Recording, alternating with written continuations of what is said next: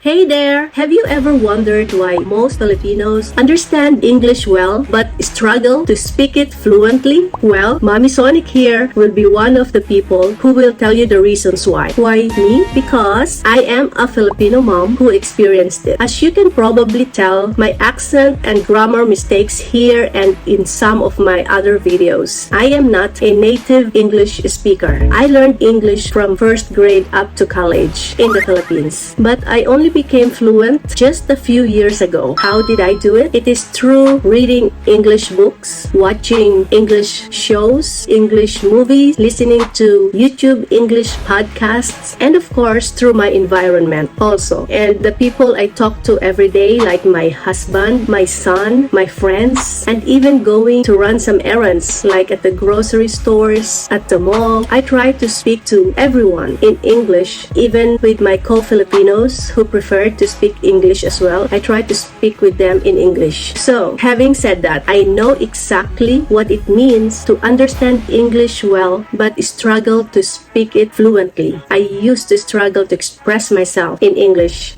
So, let's talk about it today. That's why my title is Why Most Filipinos Understand English Well but Struggle to Speak It Fluently. Let's go!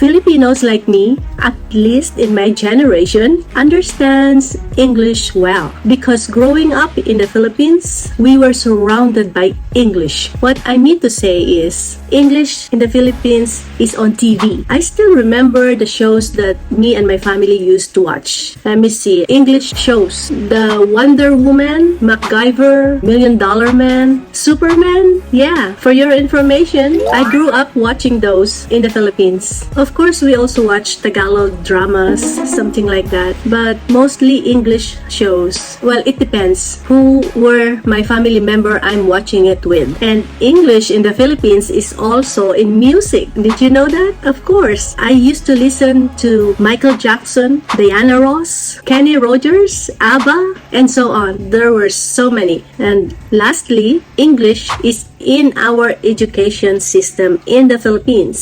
We were taught English starting in the first grade to be grammatically correct, and we absorbed it like a sponge, effortlessly understanding the language, but often lack of speaking practice opportunities. I don't remember me speaking with my classmate or to my classmates in English. However, I probably did speak to my classmates in English, but mixed it with Tagalog words, and we call that Tag-Lish. Tag-Lish means mixing of Tagalog word and English word, which is still common in the Philippines. We seamlessly switch Filipino language and English in everyday conversations. It becomes a habit, making it tough to maintain fluency in just one. Let me give you some Tag-Lish sentences. For example, you're with your friends, you say, "Eat na tayo, I'm hungry na." It means in English, let's go eat now, I am so hungry. And the second one, let's say for example, you are on the phone with your friend. We usually say, "Naka-break ka ba sa work mo?"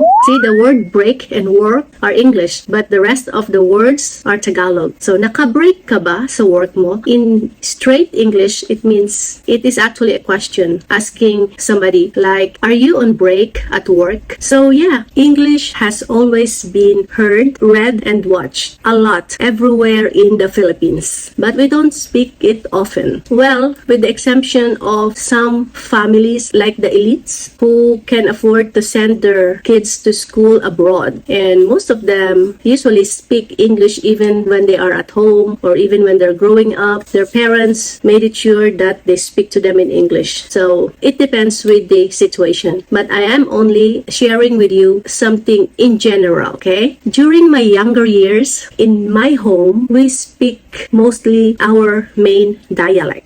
And for your information, Philippines has so many dialects depending on the region you are in. I can only remember the 8 major or main dialects in the Philippines. We have the Bicol, Cebuano, Ilonggo, Ilocano, Kapampangan, Pangasinan, Tagalog, and of course, waray. Now, going back to our topic, why most Filipinos understand English well but struggles to speak it fluently. As for me, another reason is confidence. Confidence plays a huge role in why we can't express ourselves in English fluently is because of confidence. We lack confidence in speaking English publicly because majority of us are shy people and sensitive. Some of us feels intimidated to speak due to our accent, or because we are by nature shy, we fear speaking English in public because of fear of judgment. Remember, we are sensitive.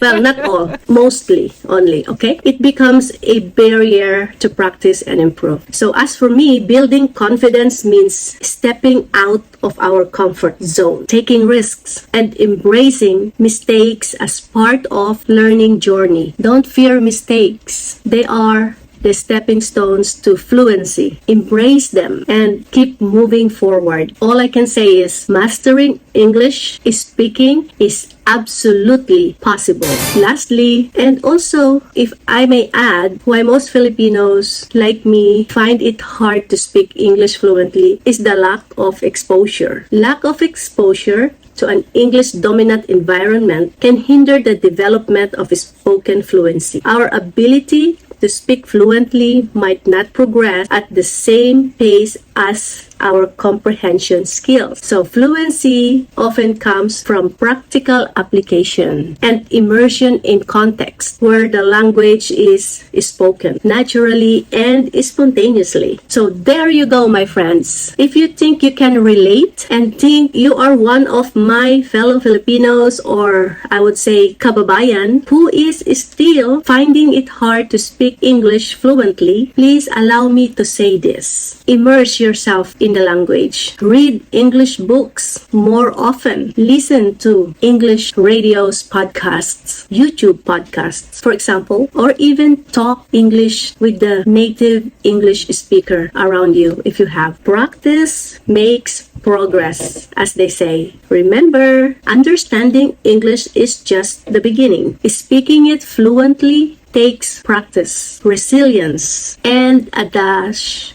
of confidence. Believe in yourself. Our accent, our unique way of speaking, it is a part of our identity. Let's own it proudly. Remember, you got this, I got this, we got this. Thank you for listening to Mommy's Phonic Adventures, and I hope you found value and learned something. And I hope to see you again in my next upload. If you haven't done so, please click that like icon. I highly appreciate that. And subscribe. And once you subscribe, make it sure to click the bell icon as well, so you will be notified for my next upload. Thank you again. I love you all. Mwah.